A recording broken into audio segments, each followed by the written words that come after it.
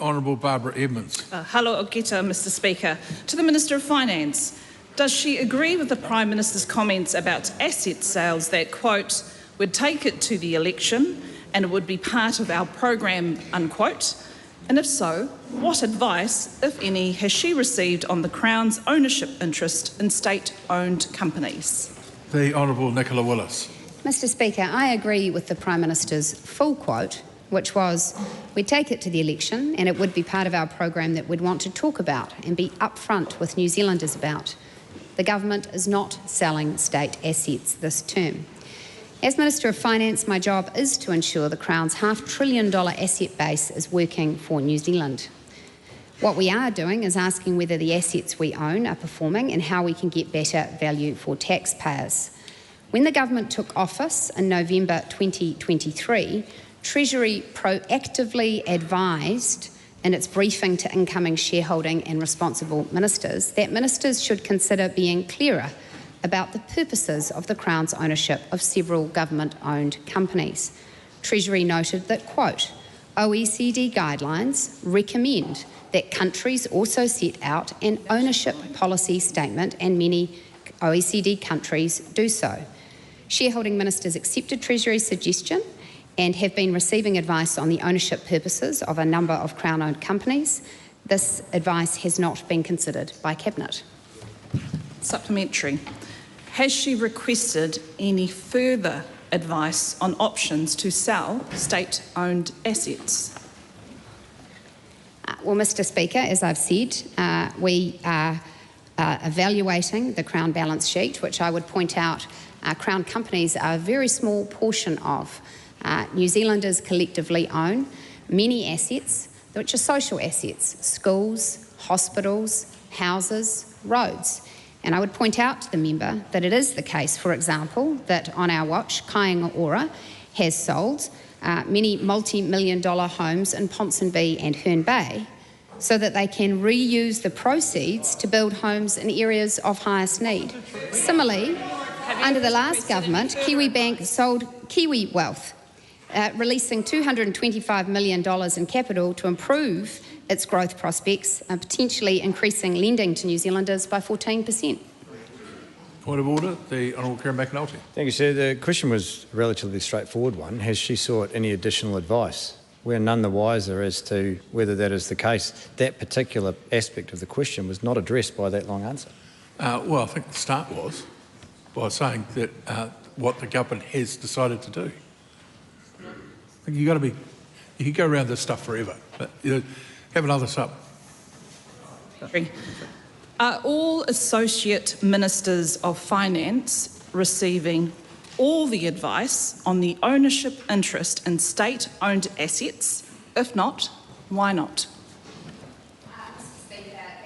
Depend on the advice, but as I made very clear in my answer to the primary question, all advice will be taken to Cabinet, and Cabinet collectively will make decisions about the ownership statements. That has not yet occurred. Supplementary.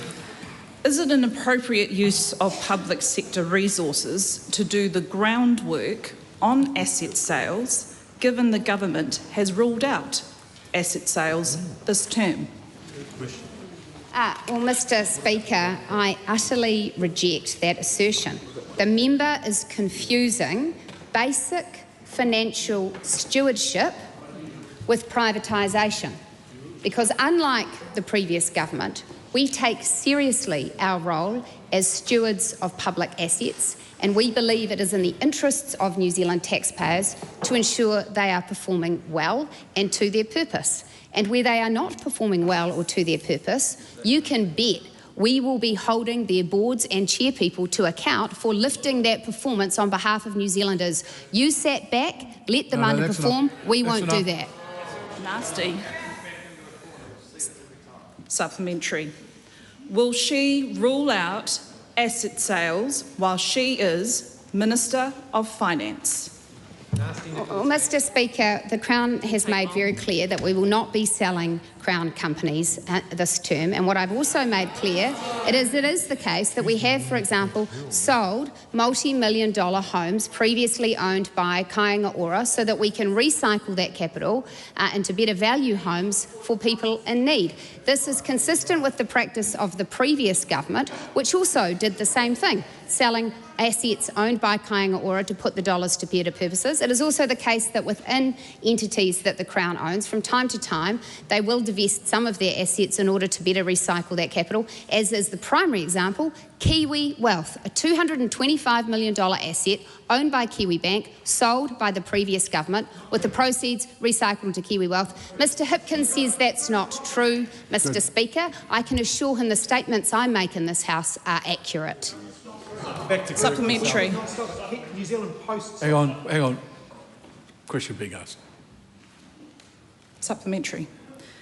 How many homes has she funded and built this year from the recycling of the funding from the sales she mentioned in her previous response?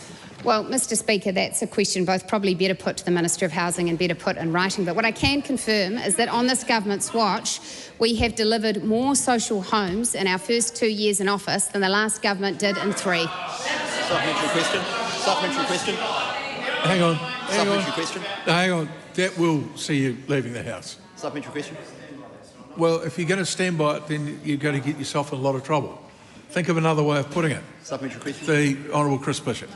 Can the Minister of Finance confirm that the proceeds from the sale of the house in Trinity Street, Ponsonby, next to Lord's Mansion, has funded the retrofit of six to seven other Kāinga Ora properties in Auckland?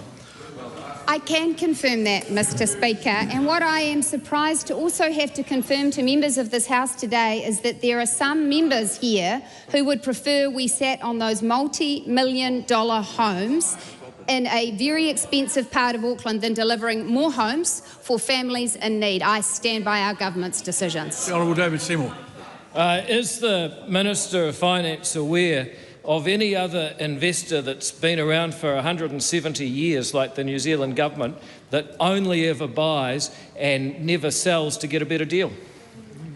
Well, Mr Speaker, as the Deputy Prime Minister rightly points out, that would be the worst sort of financial stewardship, and it is a reflection on the economic capability of others if they're to suggest that we should never, ever decide that an asset is no longer serving taxpayers to its best purpose. It has been the case of successive governments that they assess the value of assets and how they are performing.